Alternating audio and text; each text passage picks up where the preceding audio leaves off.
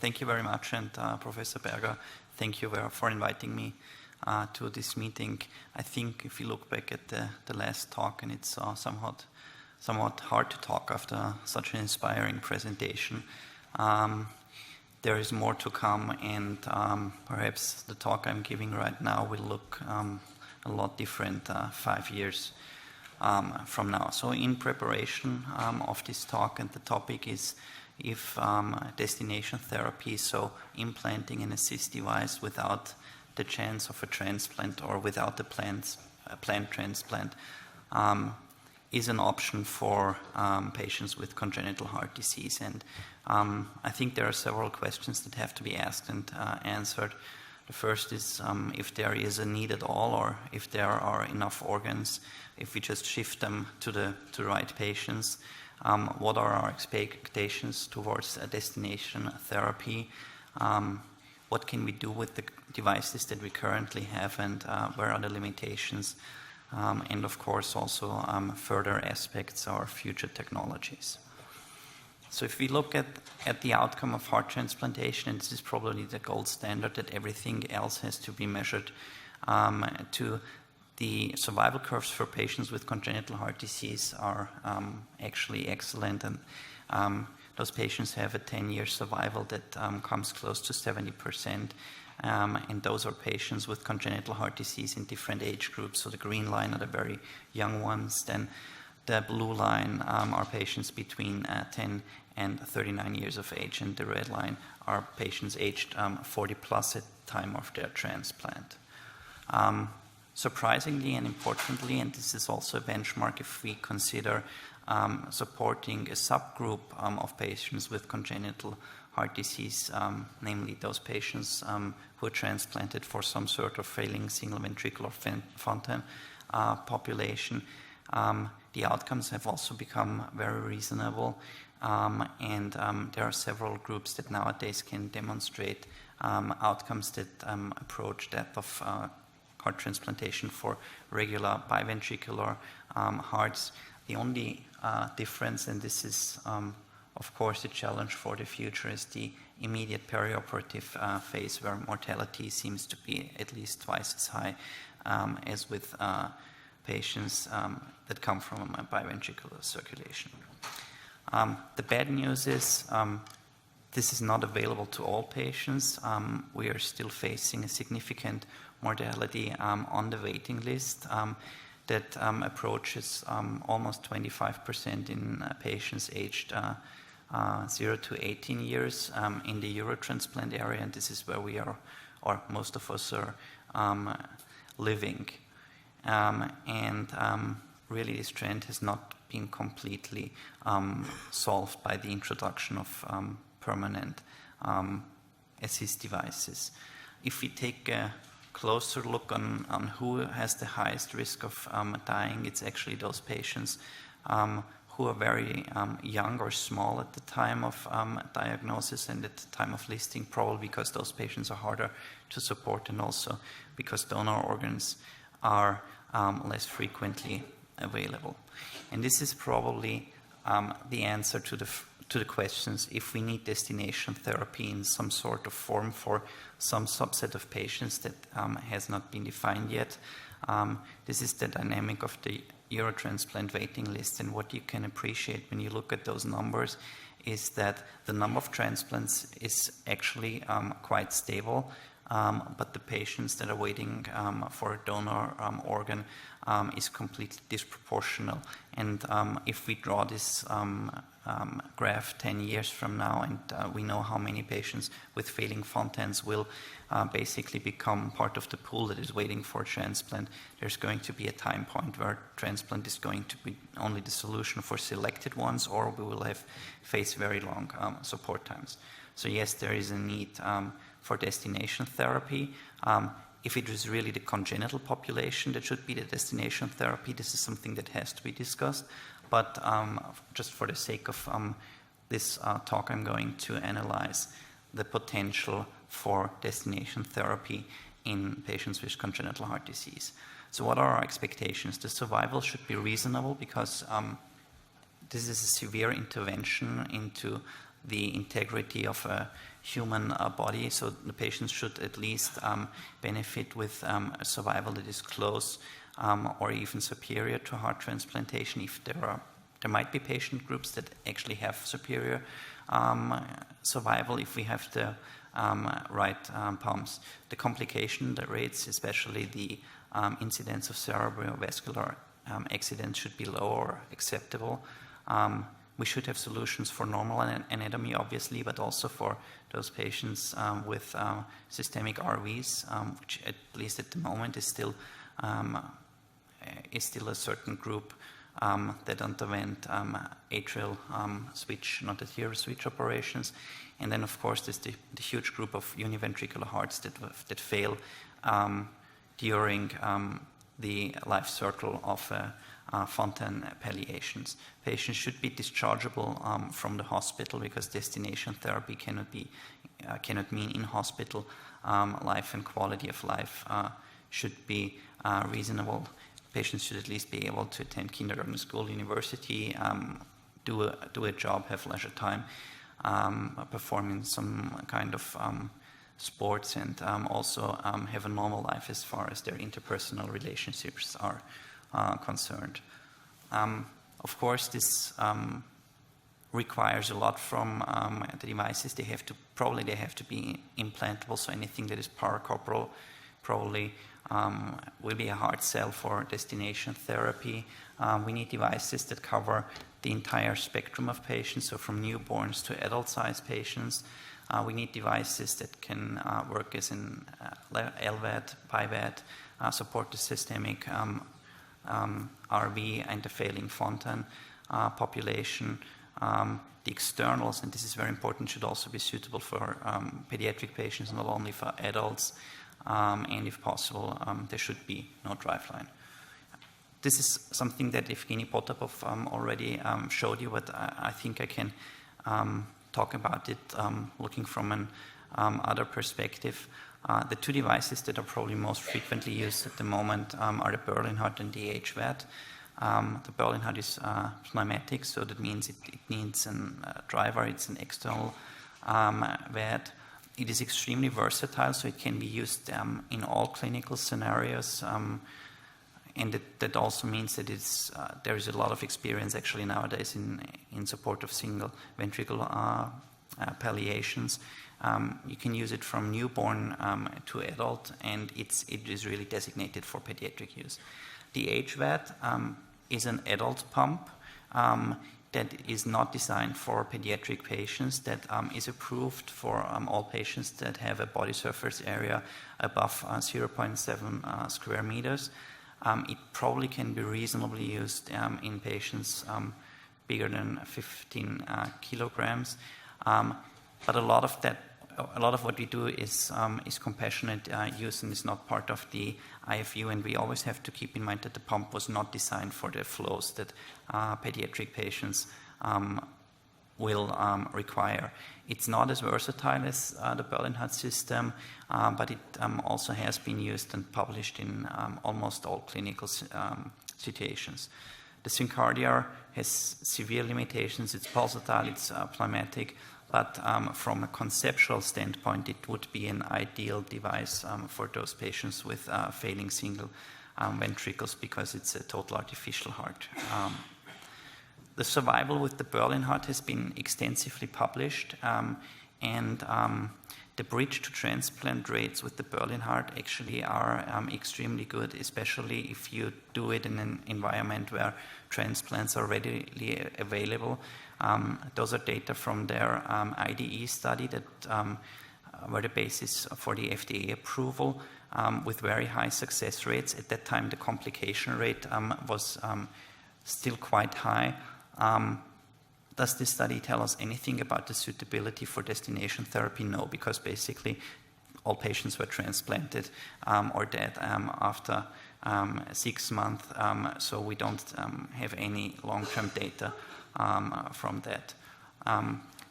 In the IDE study, especially the rate of bleedings and strokes was very high with better management. Those rates came down, but they're still a continuous threat for those patients. It has been used by many groups for support of hearts with single ventricles at different stages of the palliation. This would be a typical situation where you just support the ventricle. This is a typical support of the cavopulmonary connection that requires some surgery because you have to take down the Fontan pathway, create the venous reservoir, and then you can utilize the stump of the extracardiac conduit as an outflow, and you can also use it as support for both sides. And Berlin Heart is also the only device where we have a larger published series on the use and success in patients with a single ventricle. As you can see, the success rate of those patients that received the Berlin Heart for a single ventricle situation compared to the normal anatomy patients was much lower. So there seems to come a lot of complexity with this indication. And they included patients that received the device at all stages after of palliation, and the highest mortality was seen in those patients that received the Berlin Heart after stage 1 palliation. The HVAD was also extensively studied in pediatric populations. There are two major publications. For this talk, I selected the publication from the Pedimax registry because it is the largest series of patients reported. It's 192 pediatric patients that received the HVAD. The age range was 0 to 19 years with a range. So patients from 0 to 19 years were included, and the age range was 2.7 to 19 years, with the smallest kit being reported 13 kilograms, and the body surface area was 0.6 to 2.9 square meter. The device in this study was also extremely successful. They had a very high transplant rate at 6 months. Mortality was only 8.6%, and at 12 months the overall survival rate was still above 90%. So the device did an excellent job as a bridge to transplant device, but again, no real conclusion can be drawn from this data as far as the device is suitable for destination therapy. There are some long-term data for the HVAD. Those are data that were obtained in an adult population, not in a pediatric population, but at least we can extrapolate from those data that the system will work for several years or even decades, as demonstrated in this series that is going to be published soon in Circulation Heart Failure, where we were able to show that the 7-year survival for adult patients receiving the HVAD as destination therapy was 51% with a very reasonable stroke rate. So for this device, there are at least some hints that it could work as a destination device. There are, of course, case anecdotes of pediatric patients that were supported with this device for long times. This is a patient we did in Vienna, I think already more than 5 years ago. He had chemotherapy-induced cardiomyopathy. At that time, actually quite dramatic, with a situation where he was on ECMO prior to VAD implantation, and then he received a VAD, and this is a picture of this boy several years after the VAD implant, after an outpatient visit, where you can see that he looks quite happy, and he's on support for a very long time, because obviously we want to gain a certain time period between the ALL, which he initially had, and the transplant and immunosuppression. So again, some hints that destination therapy could be possible. The HVAD was also used for single ventricle support. This patient is from Vienna. It was a single ventricle patient that never that was basically lost for follow-up after his Glen, and he then showed up in a very bad state and was not a transplant candidate, and received just the ventricular support, and in addition to his Glen, an aortic pulmonary shunt as additional source of pulmonary blood flow. And this picture actually is from Berlin and was also already presented by Evgeny. So there are ways that surgeons can adapt this pump to also support the univentricular circulation. Of course, with all the enthusiasm in putting this device into pediatrics, some caution has to be raised, because when we put this device into small patients, we are running it at can you perhaps start the video once more, at a low speed operation, which means that a very essential function of the device, namely the washout of the pump, does not happen as fast as it should be, and this could set the system up for more thromboembolic complications. So this is something that also has to be considered. Syncardia also published the pediatric data recently. The outcome is somewhat poorer than what was reported for the HVAD and also for the Berlin heart. It was not a series that contained a lot of single ventricle patients. I think it was only 1 or 2 single ventricle patients, but the mortality rates were higher compared to the other 2 systems. The appealing thing, of course, is that if you imagine someone who is in a failing Fontan situation, you can just cut out everything, and without a lot of modifications of the anatomy, you can implant a pulsatile system. The question is, are we DT ready with the Berlin heart? I don't know. The problem is it's paracorporal.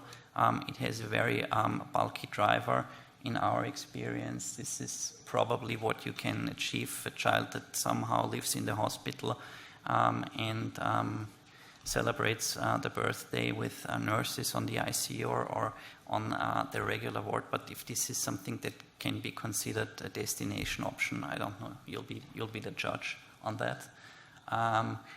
Also, with advancement that Berlin heart is going to introduce in the future, I think what is going to improve is the amount of care it takes in the hospital to run those patients, because the driver is downsized from a huge and bulky driver to something you can clip onto your stroller. But it still is 15 kilograms, and of course it still is pneumatic and comes with a certain noise. So destination therapy, probably not. If the hardware is destination ready, that can be discussed. For larger kids, certainly. The setup then usually is something like that, where you have the pump implanted, the driveline comes out, there are the batteries and the controller.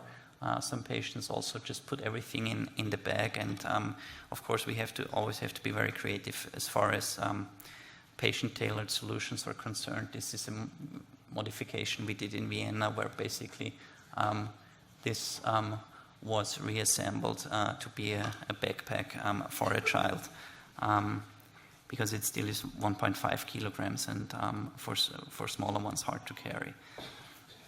There are a lot of reports of the success of the system, and some of them are also from our hospital. These are pictures from a multi-center paper that we were part of, where we evaluated whether the kids can be discharged home and go to school and go to kindergarten and live something like a normal life, and this is possible. This is one of our patients. She meanwhile is transplanted, and she had a very, I would say, open relationship to her pump, because she always carried it on a belt where everyone could see it. But of course there are different approaches to that. Evgeny already showed the Jarvik 1500. It would of course be a huge step forward to have a pump that is not used in pediatric patients, because we can somehow modify a pump that is designed for them, and I hope that the results at the end of the trial will be better than the results that are currently being leaked. And to have something that is really destination therapy, we will need something that is completely implantable. Evgeny showed you one example. This is another example that has already been implanted in several patients.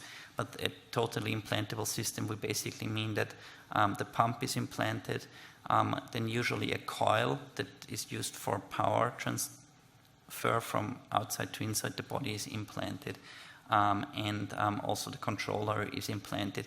And just to kind of manage expectations, that doesn't mean that the patients will charge overnight and be completely free during the day. That will mean some hours during the day where you don't have anything strapped onto you, but the majority of the time will be spent with a power transducer just strapped to you that is charging the battery that then has the internal battery that then has a limited lifetime. So in conclusion, destination therapy can be an answer for the overwhelming need for donor organs. I'm not sure if the pediatric patient population, with all the challenges that we're already facing in this patient population, is the right population to start. I still think they should be privileged as far as organ allocation is concerned. But if not, we will have, of course, have to consider it. The HVAD is, at least in my opinion, the only currently available device that fulfills some of the requirements of destination therapy. Jarvik 1500, if successful, could be a milestone. And at the end of the day, the system has to be invisible to the outside world to really fulfill all expectations. Thank you very much.